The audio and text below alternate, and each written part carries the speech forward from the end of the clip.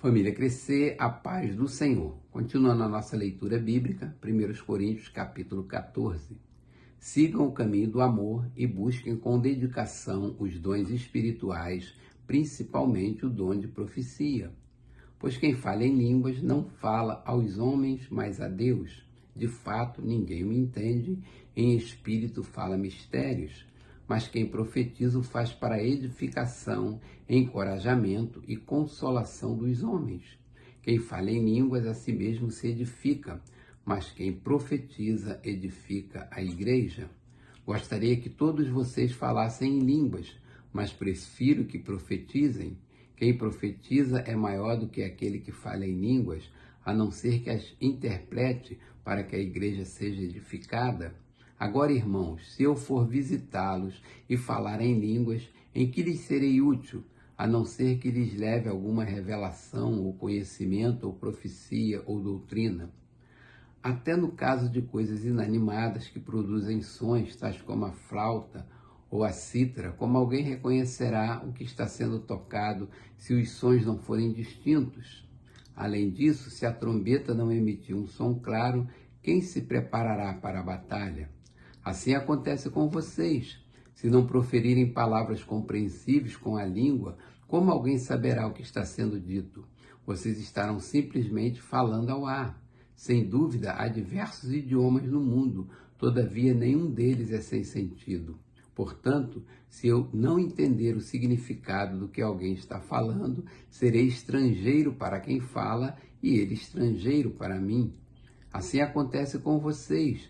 Visto que estão ansiosos por terem dons espirituais, procurem crescer naqueles que trazem a edificação para a igreja. Por isso, quem fala em língua, ore para que a possa interpretar, pois se ora em língua, meu espírito ora, mas a minha mente fica infrutífera. Então, que farei? Orarei com o espírito, mas também orarei com o entendimento. Cantarei com o espírito, mas também cantarei com o entendimento. Se você estiver louvando a Deus em espírito, como poderá aquele que está entre os não instruídos dizer o amém, a sua ação de graças, visto que não sabe o que você está dizendo? Pode ser que você esteja dando graças muito bem, mas o outro não é edificado. Dou graças a Deus por falar em línguas, mais do que todos vocês. Todavia, na igreja, prefiro falar 5 palavras compreensíveis para instruir os outros a falar 10.000 palavras em língua. Irmãos, deixem de pensar como crianças. Com respeito ao mal, sejam crianças, mas quanto ao modo de pensar, sejam adultos, pois está escrito na lei: por meio de homens de outras línguas e por meio de lábios de estrangeiros falarei a este povo, mas mesmo assim eles não me ouvirão, diz o Senhor. Portanto, as línguas são um sinal para os descrentes e não para os que creem. A profecia, porém, é para os que creem, não para os descrentes. Assim, se toda a igreja se reunir e todos falarem em línguas e entrarem alguns não instruídos ou descrentes, não dirão que vocês estão loucos? Mas se entrar algum descrente ou não instruído, quando todos estiverem profetizando, ele por todos será convencido de que é pecador e por todos será julgado, e os segredos do seu coração serão expostos. Assim ele se prostrará rosto em terra e adorará a Deus, exclamando: Deus realmente está entre vocês. Portanto, que diremos, irmãos? Quando vocês se reúnem, cada um de vocês tem um salmo ou uma palavra de instrução, uma revelação, uma palavra em língua ou em interpretação. Tudo seja feito para a edificação da igreja. Se, porém, alguém falar em língua, devem falar 2, no máximo 3, e alguém deve interpretar. Se não houver intérprete, fique calado na igreja, falando consigo mesmo e com Deus. Tratando-se de profetas, falem 2 ou 3 e os outros julguem cuidadosamente o que foi dito. Se vier uma revelação a alguém que está sentado, cale-se o primeiro, pois vocês todos podem profetizar, cada um por sua vez, de forma que todos sejam instruídos e encorajados. Os espíritos dos profetas estão sujeitos aos profetas, pois Deus não é Deus de desordem, mas de paz, como em todas as congregações dos santos. Permaneçam as mulheres em silêncio nas igrejas, pois não lhes é permitido falar. Antes permaneçam em submissão, como diz a lei. Se quiserem aprender alguma coisa, que perguntem a seus maridos em casa, pois é vergonhoso uma mulher falar na igreja. Acaso a palavra de Deus originou-se entre vocês? São vocês o único povo que ela alcançou? Se alguém pensa que é profeta ou espiritual, reconheça que o que lhes estou escrevendo é mandamento do Senhor. Se ignorar isso, ele mesmo será ignorado. Portanto, meus irmãos, busquem com dedicação profetizar e não proíbo falar em línguas, mas tudo deve ser feito com decência e ordem. Capítulo 15. Irmãos, quero lembrar-lhes o evangelho que lhes preguei, o qual vocês receberam e no qual estão firmes. Por meio deste evangelho vocês são salvos, desde que se apeguem firmemente à palavra que lhes preguei. Caso contrário, vocês têm crido em vão. Pois o que primeiramente lhes transmiti foi o que recebi, que Cristo morreu pelos nossos pecados, segundo as Escrituras. Foi sepultado e ressuscitou ao terceiro dia, segundo as Escrituras, e apareceu a Pedro e depois aos 12. Depois disso apareceu a mais de 500 irmãos de uma só vez, a maioria dos quais ainda vive, embora alguns já tenham adormecido. Depois apareceu a Tiago e então a todos os apóstolos. Depois destes apareceu também a mim, como a um que nasceu fora do tempo, pois sou o menor dos apóstolos e nem sequer mereço ser chamado apóstolo, porque persegui a igreja de Deus, mas pela graça de Deus sou o que sou, e sua graça para comigo não foi em vão. Antes trabalhei mais do que todos eles, contudo não eu, mas a graça de Deus comigo.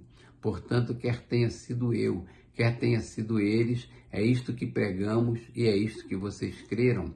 Ora, se está sendo pregado que Cristo ressuscitou dentre os mortos, como alguns de vocês estão dizendo que não existe ressurreição dos mortos? Se não há ressurreição dos mortos, então nem mesmo Cristo ressuscitou. E se Cristo não ressuscitou, é inútil a nossa pregação, como também é inútil a fé que vocês têm. Mas, que isso? Seremos considerados falsas testemunhas de Deus, pois contra ele testemunhamos que ressuscitou a Cristo dentre os mortos? Mas se de fato os mortos não ressuscitam, ele também não ressuscitou a Cristo? Pois se os mortos não ressuscitam, nem mesmo Cristo ressuscitou. E se Cristo não ressuscitou, inútil é a fé que vocês têm e ainda estão em seus pecados. Neste caso, também os que dormiram em Cristo estão perdidos. Se é somente para esta vida que temos esperança em Cristo, dentre todos os homens somos os mais dignos de compaixão. Mas, de fato, Cristo ressuscitou dentre os mortos, sendo as primícias dentre aqueles que dormiram, visto que a morte veio por meio de um só homem. Também a ressurreição dos mortos veio por meio de um só homem. Pois da mesma forma como em Adão todos morreram, em Cristo todos serão vivificados, mas cada um por sua vez, Cristo primeiro, depois quando ele vier, os que lhe pertencem. Então virá o fim, quando ele entregar o reino a Deus, o Pai, depois de ter destruído todo o domínio, autoridade e poder. Pois é necessário que ele reine até que todos os seus inimigos sejam postos debaixo de seus pés. O último inimigo a ser destruído é a morte, porque ele tudo sujeitou debaixo de seus pés. Ora, quando se diz que tudo lhe foi sujeito, fica claro que isso não inclui o próprio Deus, que tudo submeteu a Cristo. Quando, porém, tudo lhe estiver sujeito, então o próprio Filho se sujeitará àquele que a todas as coisas lhe sujeitou, a fim de que Deus seja tudo em todos. Se não há ressurreição, que farão aqueles que se batizam pelos mortos?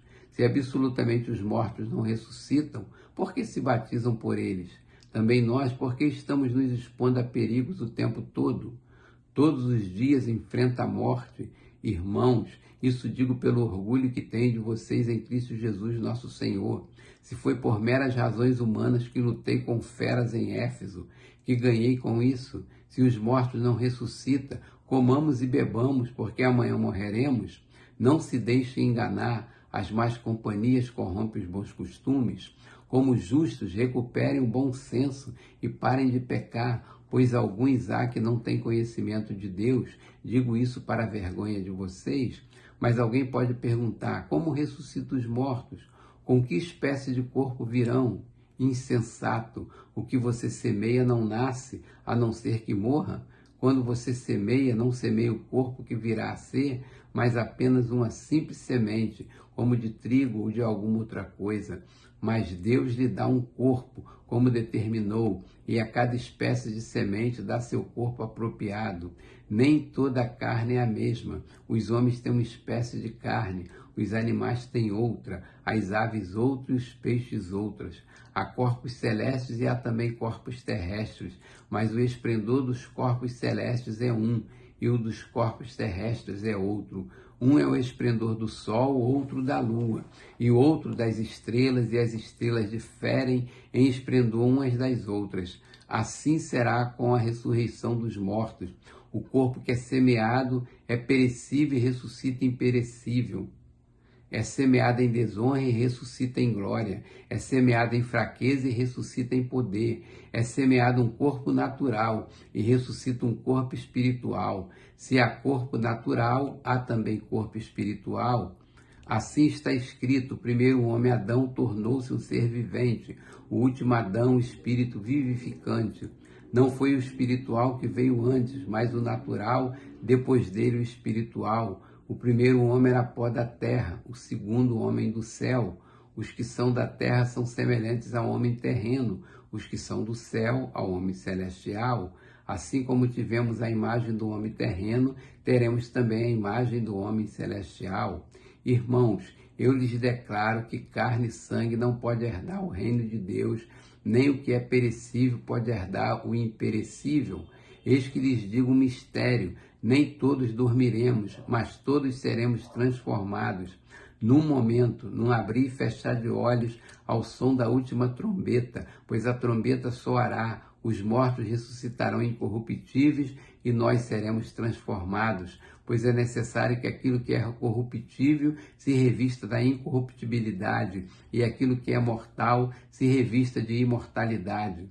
Quando, porém, o que é corruptível se revestir da incorruptibilidade e o que é mortal de imortalidade, então se cumprirá a palavra que está escrita: a morte foi destruída pela vitória. Onde está, ó morte, a sua vitória? Onde está, ó morte, o seu aguilhão? O aguilhão da morte é o pecado, e a força do pecado é a lei. Mas graças a Deus, que nos dá a vitória por meio de nosso Senhor Jesus Cristo. Portanto, meus amados irmãos, mantenham-se firmes e que nada os abale. Sejam sempre dedicados à obra do Senhor, pois vocês sabem que no Senhor o trabalho de vocês não será inútil.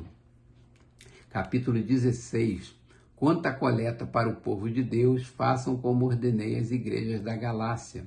No primeiro dia da semana, cada um de vocês separe uma quantia de acordo com a sua renda, reservando-a para que não seja preciso fazer coletas quando eu chegar. Então, quando eu chegar, entregarei cartas de recomendação aos homens que vocês aprovarem e os mandarei para Jerusalém com a oferta de vocês. Se me parecer conveniente ir também, eles me acompanharão. Depois de passar pela Macedônia, irei visitá-los, já que passarei por lá. Talvez eu permaneça com vocês durante algum tempo, ou até mesmo passe o inverno com vocês, para que me ajudem na viagem aonde quer que eu vá. Desta vez não quero apenas vê-los e fazer uma visita de passagem. Espero ficar algum tempo com vocês, se o Senhor permitir. Mas permanecerei em Éfeso até o Pentecoste, porque se abriu para mim uma porta ampla e promissora, e há muitos adversários. Se Timóteo for, tomem providências para que ele não tenha nada que temer enquanto estiver com vocês, pois ele trabalha na obra do Senhor, assim como eu. Portanto, ninguém o desprezem. Ajudem-no a prosseguir viagem em paz, para que ele possa voltar a mim. Eu estou esperando juntamente com os irmãos. Quanto ao irmão Apolo, insisti que fosse visitar vocês, juntamente com os irmãos. Ele não quis de modo nenhum ir agora, mas irá quando tiver boa oportunidade. Estejam vigilantes, mantenham-se firmes na fé, sejam homens de coragem, sejam fortes, façam tudo com amor.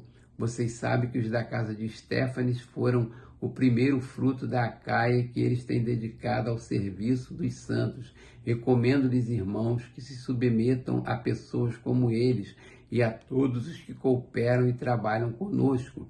Alegrei-me com a vinda de Estéfanas, Fortunato e Acaico, porque eles supriram o que estava faltando da parte de vocês. Eles trouxeram alívio ao meu espírito e ao de vocês também. Valorizem homens como estes. As igrejas da província da Ásia enviam-lhes saudações. Áquila e Priscila os saúdam afetuosamente no Senhor e também a igreja que se reúne na casa deles. Todos os irmãos daqui lhes enviam saudações. Saúdem-se uns aos outros com um beijo santo. Eu, Paulo, escrevi esta saudação de próprio punho. Se alguém não ama o Senhor, seja amaldiçoado. Vem, Senhor. A graça do Senhor Jesus seja com vocês. Receba o amor que tenho por todos vocês em Cristo Jesus. Amém.